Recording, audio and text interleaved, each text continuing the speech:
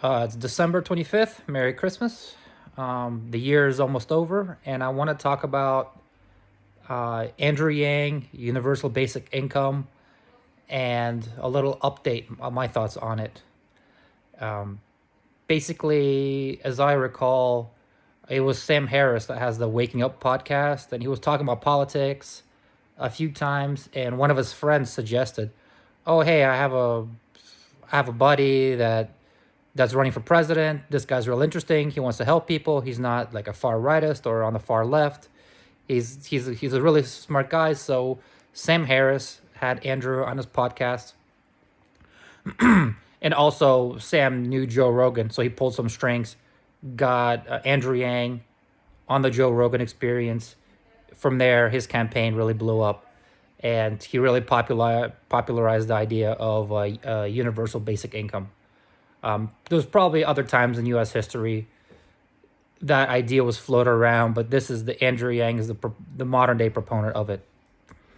And the reason why I'm making this video is the year is almost over. It's 2021.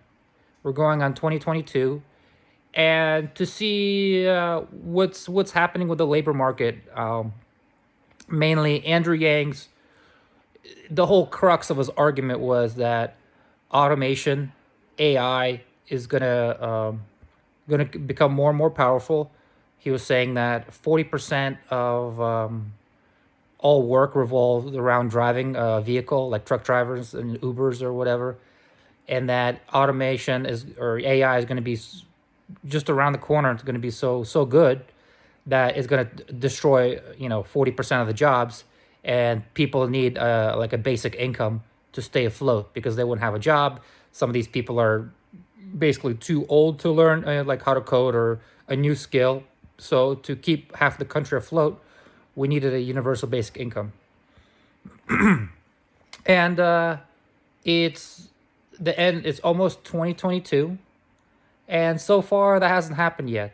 Actually, quite the opposite. That's not to say AI is not going to take over and completely destroy these jobs. As of now, it hasn't happened yet. It's interesting. We have right now a tremendous labor shortage, and regular truck drivers, if you do some research, I was getting random recommendations on YouTube. I was clicking on this guy runs his own business as a dump truck. He says he makes just like a regular dump truck that he's hauling rocks away from construction site. He makes like around 100K a year. I've seen other statistics where if you have a little bit more training, you have a specialized truck that can like haul like special equipment like power plant parts or like wind turbines or whatever, you're billing $1 million after gas and fees and stuff like that. You're probably pulling away with 300K a year.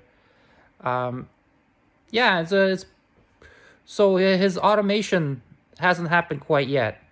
It's also it might actually it might go up and very down as far as automated jobs. We could be just going up and then down really rapidly. Like for example, people thought the ATM, automatic bank teller, the computer, would kill a whole bunch of bank teller jobs. Initially, it didn't. Actually, bank teller jobs increased. Why? Something to do with branch size. If you could put a couple ATMs outside, that means banks could have more locations and hire more bank tellers for a little whatever happened. It actually created more bank teller jobs. Now, as iPhone technology or smartphone technology gets more advanced and you could actually deposit checks and do a lot of bank teller stuff on the iPhone, it actually would start killing off bank teller jobs eventually. So it's not a very simple thing. It's not quite obvious what's going to happen. And yeah, we have, because of COVID, or it's hard to know exactly, but because of COVID and stimulus checks and government subsidies and supply chain disruptions or people not returning back to work, quite specifically in the trades, in the blue collar trades. I'm doing real estate. I hire people to do rehab, to do floors, drywall, fix porches. It's impossible to find people that actually want to do work. I mean, people do work and then they just months and months and months out. The blue collar economy is booming right now. If you have any type of skill whatsoever, if you know how to hang drywall, lay down some tile, you are a busy person and you're making good money. I would say much more money than anybody with actual education. That's actually maybe have like a sit down white collar corporate job. And as far as his universal basic income, we can kind of see what's been going happening. Back in 2008, there was a lot of stimulus to bail the banks out. But that type of quantitative easing, as the Federal Reserve called it, all that money creation, it did not create much inflation. I guess is the way if the money goes into the banks, these banks don't spend the velocity of money, they don't spend it right away. But we have a ton of inflation now due to the government just sending people a lot of money cash, and the money velocity really picked up, and we are experiencing some serious inflation. So what would have happened is is Andrew Yang's universal basic income going to be passed eventually? I don't know. Possibly. I mean, it has some tailwinds and headwinds. The headwinds are, I believe, America is becoming a more and more diverse country, and just demographically with that, people are less and less generous with welfare. That's just the way it is. You look at the countries with generous welfare, mostly are homogenous countries. So the more diverse country is, the stingier people are in government, or people, politicians are, because their voter base doesn't want to support a bunch of giveaways for cultures, or people perceive that the cultures that they don't know or aren't deserving or whatever. But it is possible that a lot of jobs could be automated away. Now, with that, that's also tricky because absent a UBI, that could actually jobs being automated, that could actually even be obviously grow the economy much more helpful.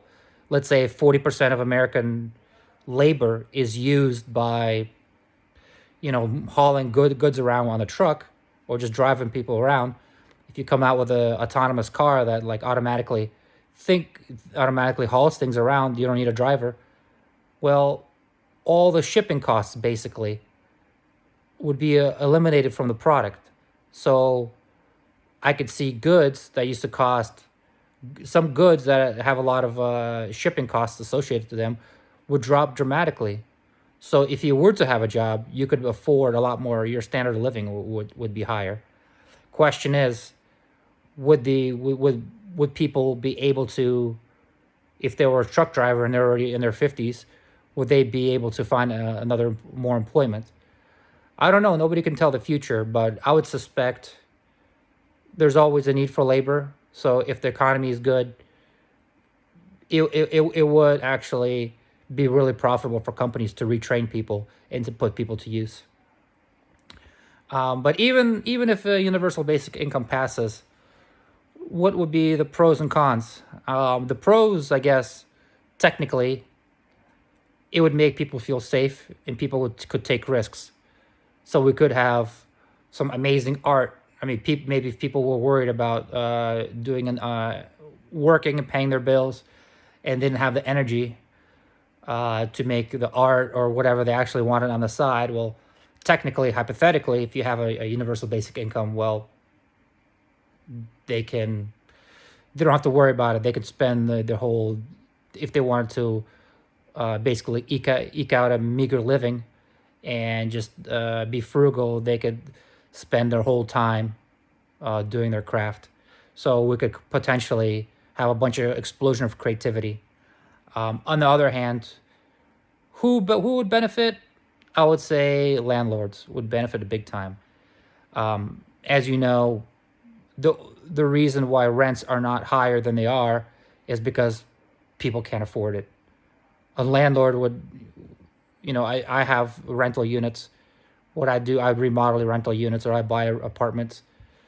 I'll just put the ad out as I'll put a high price out, see what if it's possible to get something. If there is no interest, if people can't afford it, I keep lowering the price until somebody rents it, and I'm sure that's how everybody does it. If people just have more money to spend, all the rents would just go up. It would be the symptom of San Francisco. San Francisco has the Silicon Valley, a ton of high-paying, booming jobs.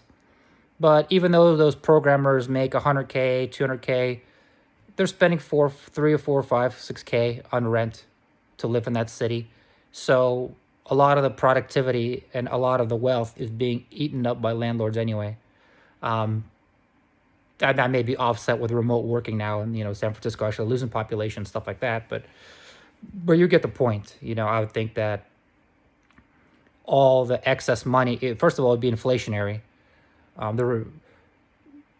The way things to make things not inflationary is somebody actually spends money, and somebody creates a good or service that somebody wants to spend the money on. If you're just giving people money without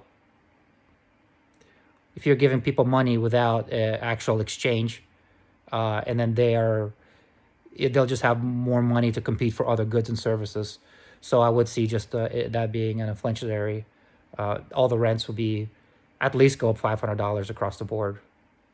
We'll see. I just wanted to give an update.